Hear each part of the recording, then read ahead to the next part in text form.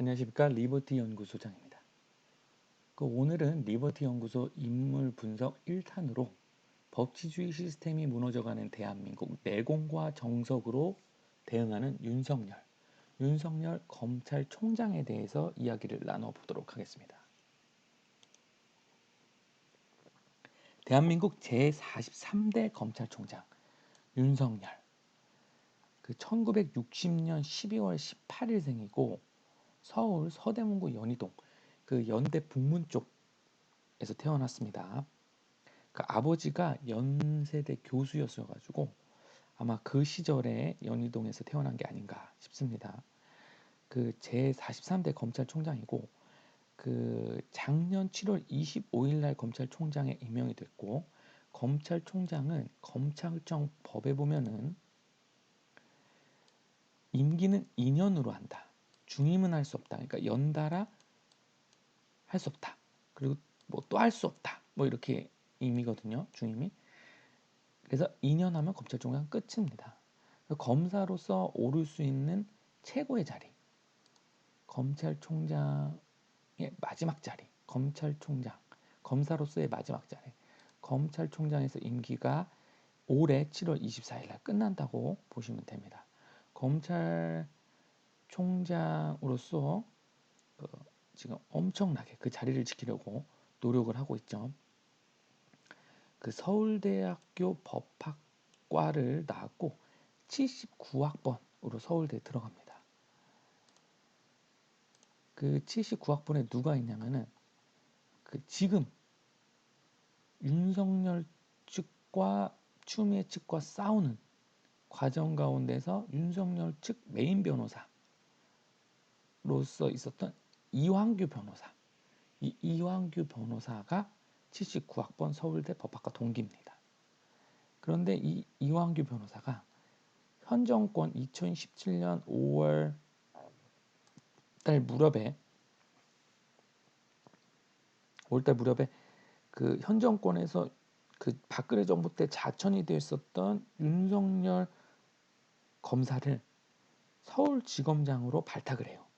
그런데 그때 당시가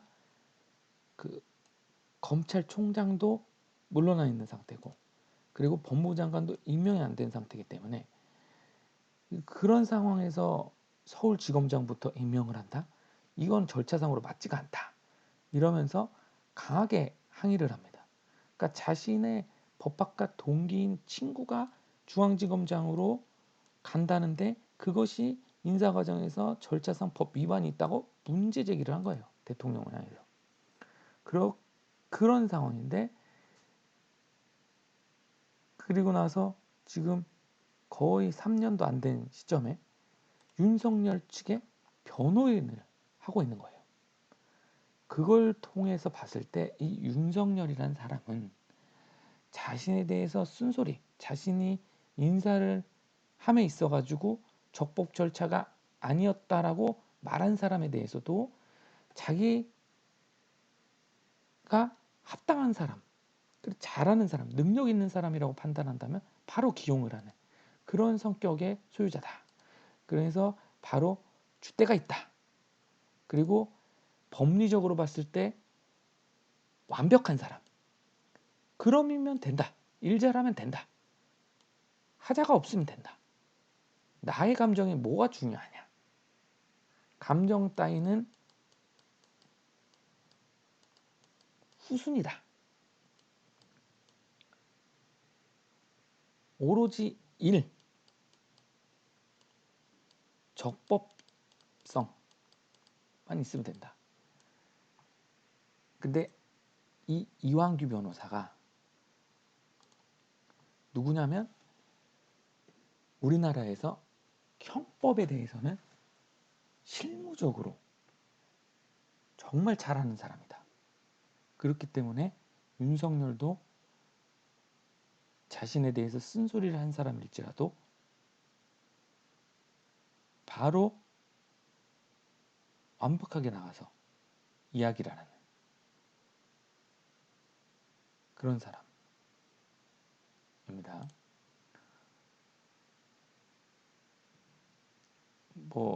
백분 토론에 대해서도 한명수 전 총리 사건에 대해서 뭐 이야기도 하고 그랬네요. 자, 최강욱 그 열린우리당 그 대표 의원하고 말은 더 안 하겠습니다.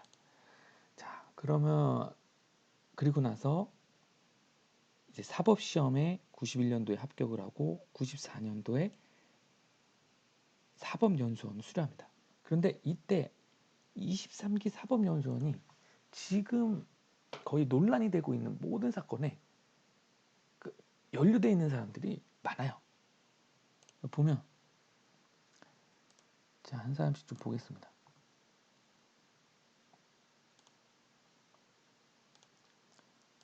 윤석열 현 검찰총장 있고요. 윤석열을 내쫓으려고 호시탐탐 현 정권에 충신이 돼서 움직인 사람 이성윤 현 서울중앙지검장 있고요.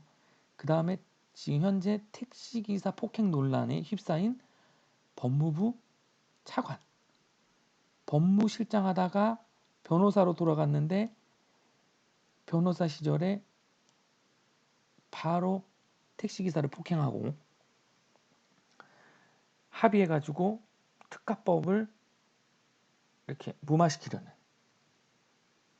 그런 혐의를 지금 받고 있고 그러다가 윤석열을 쫓아내야 되니까 추미애가 징계위원회에 못 들어가니까 추미애 대신에 실질적으로 징계위원회를 다 챙길 수 있도록 법무부 차관에 임명이 된 사람 이용구 차관 또 현 법무부 장관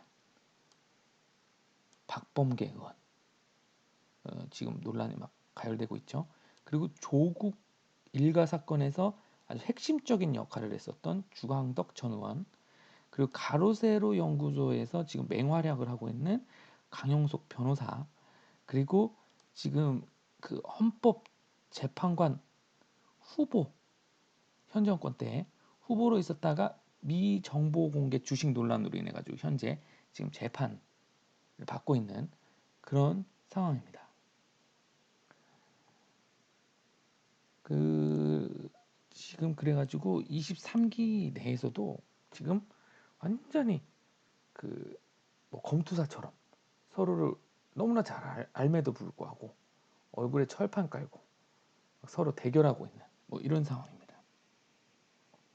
그다음 검사 생활을 대구에서 처음으로 하고 춘천, 수원, 서울 가다가 쭉 갔다가 이제 서울중앙지검 특수수사 제1부장으로 그러니까 특수수사에 있어가지고는 뭐 거의 베테랑이다.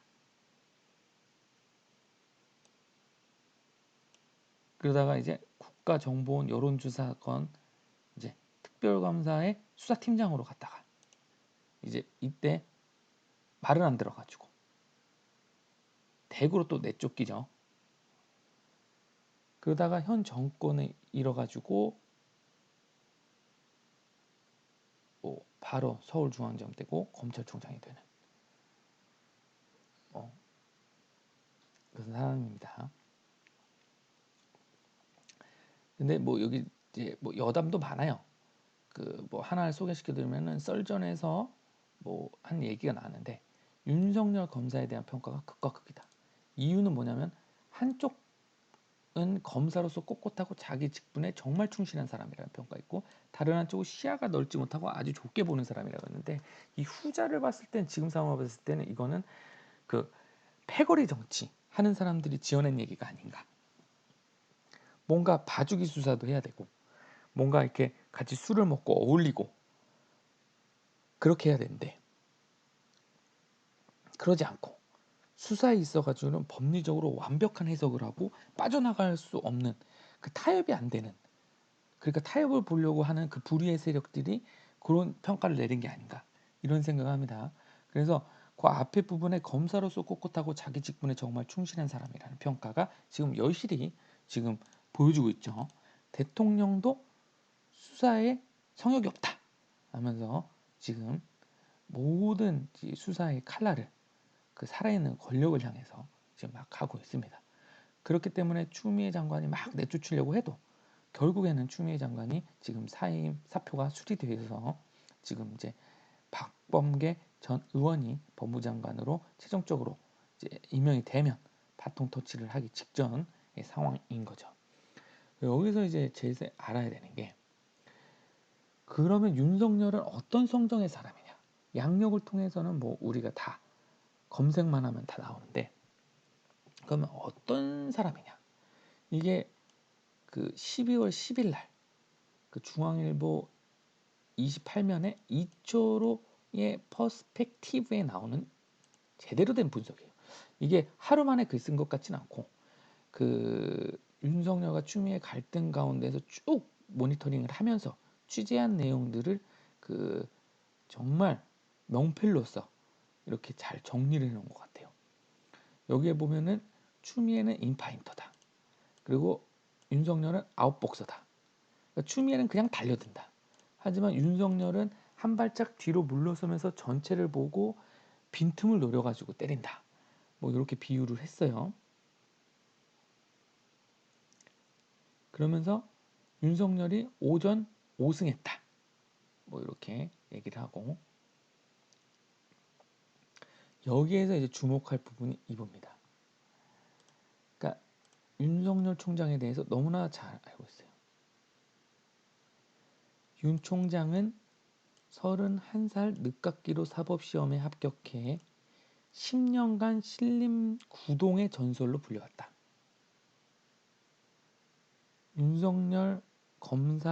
윤석열은 한때 검사를 그만두고 잠시 어느 한 로펌의 변호사로 활동하다가 검찰청 복도에서 문득 짜장면 냄새를 맡고서 내가 있어야 할 곳은 검찰 조사실이다 하면서 검사로서 복귀를 합니다.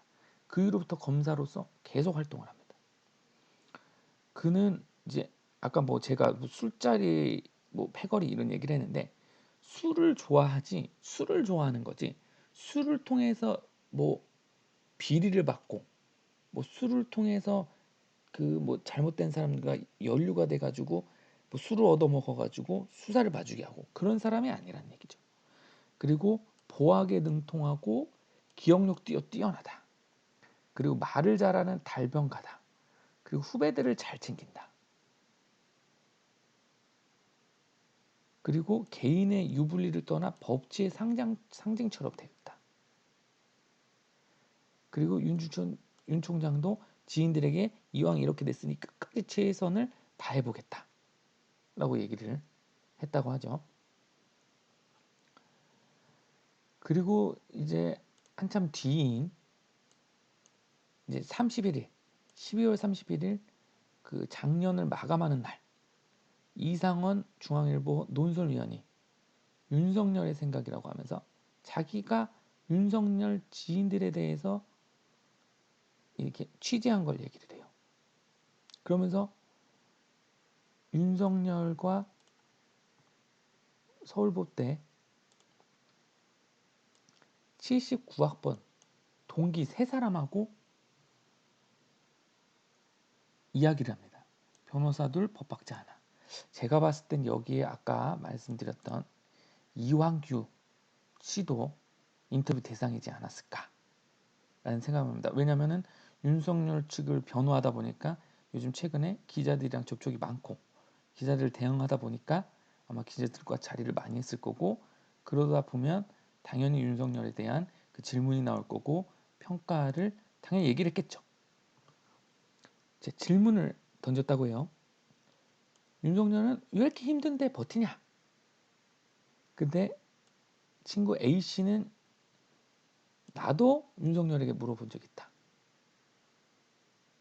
그런데 윤석열이 답하기를 나라도 왜 편하게 살고 싶지 않겠냐.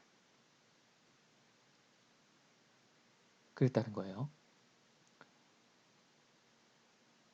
그리고 위법의 부당함에 지지 않겠다는 거.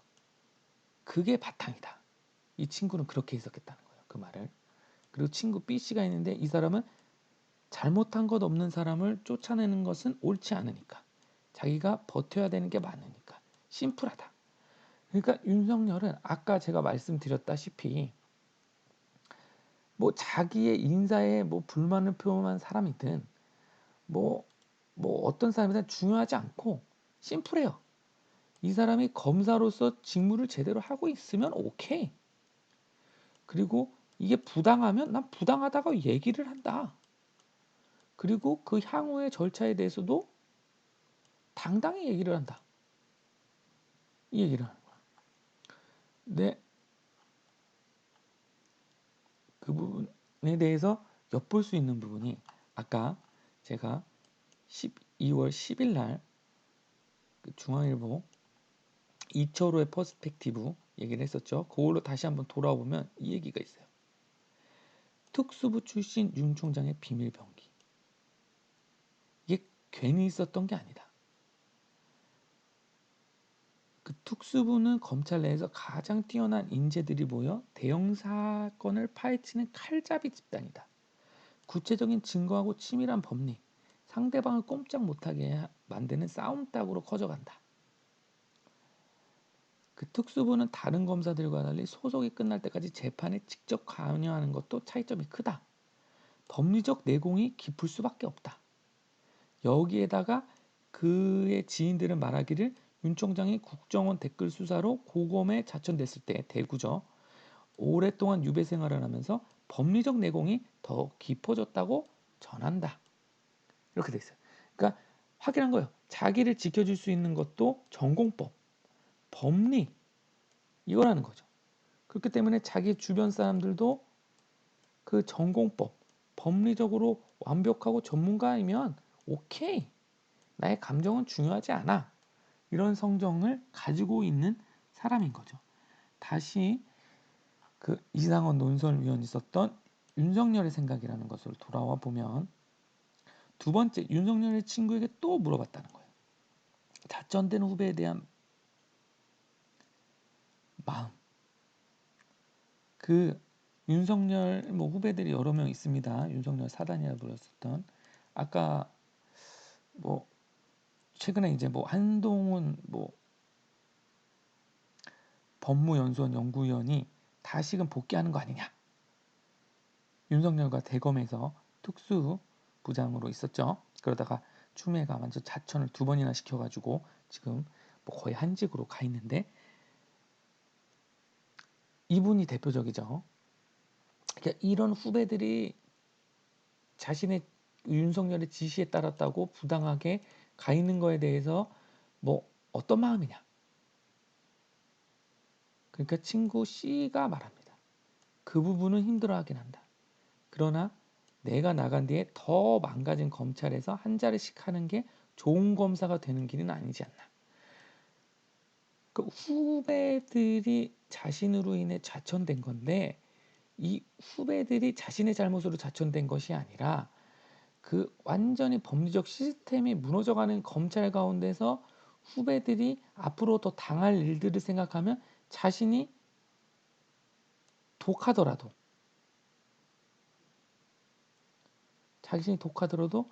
그 후배들에게 그런 검찰을 물려줄 수 없다. 그런 나라를 물려줄 수 없다. 라고 답하는 거죠. 그럼 정치를 할 것이냐? 이게 가장 궁금해하는 거죠. 누구보다 제일 궁금한 건 더불어민주당이죠. 청와대하고. 근데 친구들은 정계 진출 문제에 대해서 뭐 얘기 들어본 바도 없다. 그리고 주고받은 말도 없다. 그래서 솔직히 나도 모르겠다. 이렇게 얘기를 합니다. 그리고 제일 답답해하는 건 뭐냐? 개혁저항이라는 프레임이다.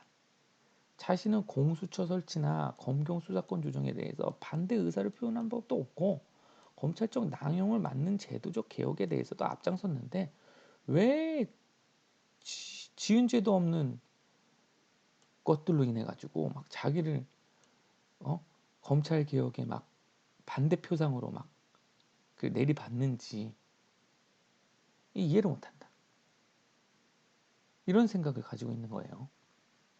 그 친구들 40년 지기 친구들을 통해서 뭐 거의 취재한 거니까 이게 뭐 거의 틀리지 않았다. 이렇게 보여집니다.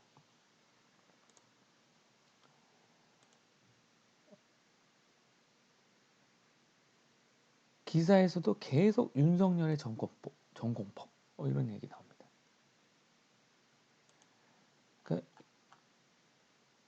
그리고 윤석열을 키운 건 문정권이다. 왜? 윤석열에 대해서 이 많은 내공과 전공이 있는지에 대해서 전혀 드러날 길이 없었는데 이 문정권이 거의 수사를 막으려고 하고 수사 막으려고 안 통하니까 윤석열 총장 검찰총장 자리에서 내쫓으려고 하는데 이 윤석열 검찰총장은 나오지 않고 드러내지 않고 묵묵히 법리적으로 자신이 알고 있는 그 모든 법리적 해석들을 최고인 법률가, 형법 전문가인 그 서울대 법학과 동기하고 논의를 하면서 완벽하게 자신의 내공을 드러낸 것이죠. 이걸 통해서 보았을 때 지금 우리 나라의 시대 정신에 정말 가장 부합한 사람이 아닌가 이런 생각이 듭니다. 언론에서는 이번 재보궐선거가 끝나면 대선 전국에 이른다 이러면서 시대 정신 무엇이냐 이런 얘기를 많이 하는데 이번에 시대 정신은 제가 봤을 때는 헌법 정신이자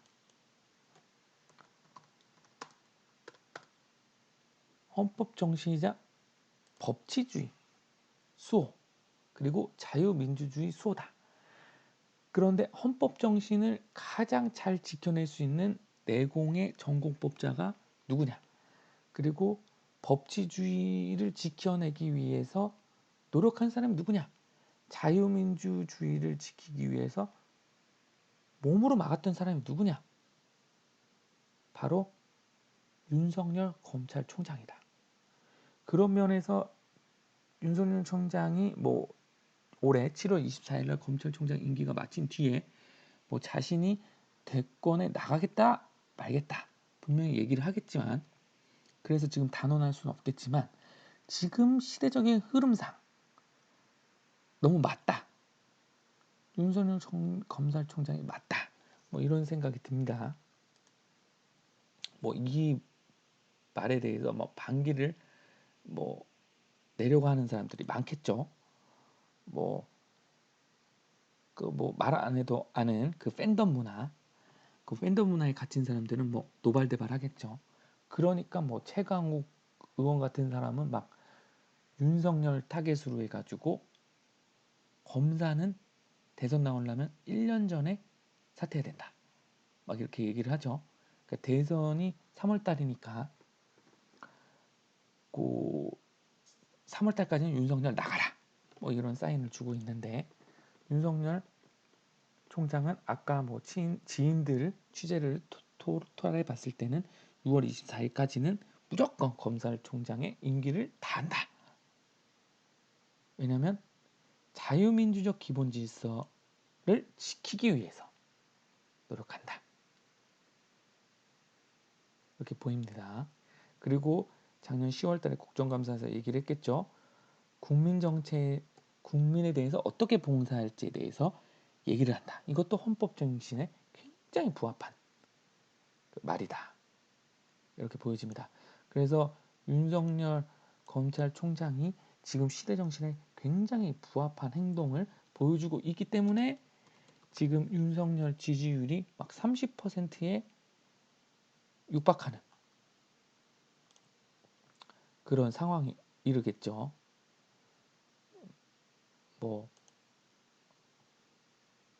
12월 초에 보면은 25%였고 근데 최근 일주일 사이에 여론조사 쭉쭉 나오고 있죠. 신년이라서 더 많이 나왔죠.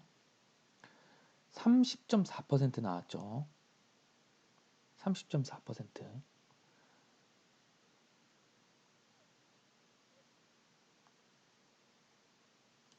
연일 제일 높은 30.4%를 얻고 있습니다. 이게 뭐냐면 국민들이 바보가 아니라는 거죠. 국민들의 생각이 시대 정신이에요. 다음 대통령은 누구로 할 것인지, 우리 시대가 지금 요구하는 대통령이 누구인지 이거를 바로 얘기하고 있습니다. 그리고 범야권 대선 후보 지지도를 보면은 거의 뭐 윤석열이 32.8%로 뭐 거의 압도적입니다.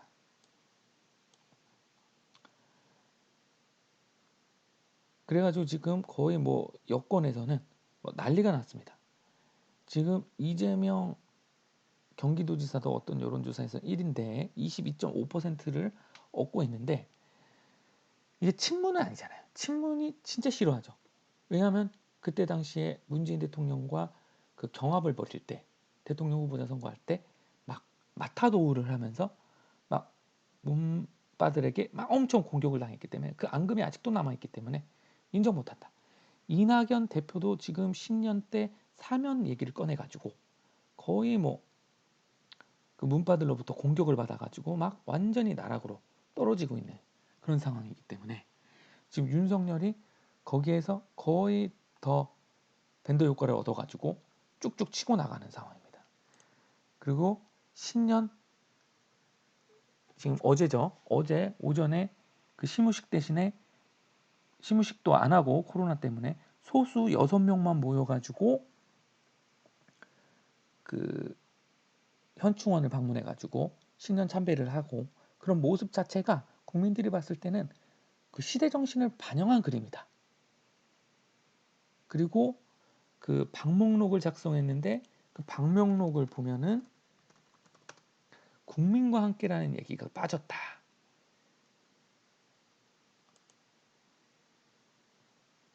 작년에는 조국에 헌신하신 선열의 뜻을 받들어 국민과 함께 바른 검찰을 만들겠습니다. 라고 얘기했는데 국민과 함께라는 단어를 뺐어요. 그게 또 이슈가 됐는데, 이 부분에 있었죠. 그게 더 이슈가 됐는데, 그게 오히려 이슈가 돼가지고 오히려 국민과 함께라는 말을 쓰지 않았음에도 불구하고 국민과 함께라는 말 자체가 오히려 부각이 되는, 국민에게 오히려 국민과 함께라는 메시지를 전달한 모양새가 됐죠. 그래서 국민들은 이미 윤석열에 대한 그 대통령으로 나오면 그 한 표를 던지겠다, 뭐 이런 생각이 점점 커지고 있어요. 그게 제가 앞서 계속 설명드렸던 윤석열 검찰총장의 성정과 삶의 궤적, 그 일치됨, 고듬, 헌법주의자, 법치주의자, 민주주의 수호, 이런 가닥이 다 올곧게 보인 거예요. 심지어 추미애 장관과의 그 싸움에서 내리찍기에서 온갖 모든 걸 다 뒤지고 휴대폰까지 막 연락한 것까지 막 한동훈 휴대폰까지 막 다 뒤져가면서 찾으려고 찾았는데도 안 나왔다라는 게 국민들에게 각인이 됐기 때문에 대선 후보 검증을 이미 마쳤다라고 생각하는 국민들이 많다. 그래서 여기 보면은 많은 그 키워드들이 있는데 윤석열이 코로나만큼 크다, 국민들에게는. 그래서 오늘 인물 분석을 마치면서 정리를 하자면 이 윤석열에 대해서 이미 국민들의 마음은 정리가 됐다. 이제 윤석열 개인의 결정만 남았다. 이런 말씀을 드립니다. 그 개인의 결정은 7월 24일 이후에 국민들 앞에서 본인이 발표를 하겠죠. 그 이유에 대한 시나리오는 제가 인물 분석이 아니고 정가 분석 시간에 분석을 해드리게 되겠습니다. 윤석열이 대권으로 나온다면 어떤 플랜을 가지고 어떤 스케줄로 움직이게 될지에 대해서 면밀히 분석해드리는 시간을 갖도록 하겠습니다. 오늘 리버티 연구소의 인물 분석 1탄 윤석열에 대해서 여기까지 하겠습니다. 감사합니다.